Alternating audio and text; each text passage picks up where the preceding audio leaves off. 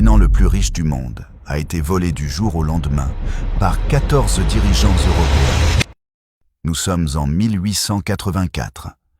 Dans un palais de Berlin, 14 puissances européennes se réunissent autour d'une table et discutent du partage du continent le plus riche du monde. Ils tracent des frontières sur des cartes comme s'il s'agissait d'un jeu de société. Ils inventent des traités, corrompent les chefs et brandissent leurs drapeaux. Ils appellent cela la civilisation spirituelle. Mais derrière les papiers et les promesses, il n'y a que vol. En quelques années seulement, l'Afrique est découpée en 50 morceaux, chacun remis à une puissance européenne différente. Des royaumes entiers disparaissent. Des tribus sont divisées par des frontières artificielles. Les ressources sont épuisées.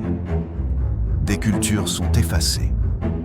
Et lorsque la résistance se manifeste, ils l'écrasent. Pendant plus de 70 ans, l'Europe domine l'Afrique.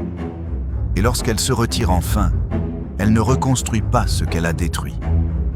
Elle laisse derrière elle des nations fracturées, des économies ruinées et un héritage de pauvreté qui résonne encore aujourd'hui.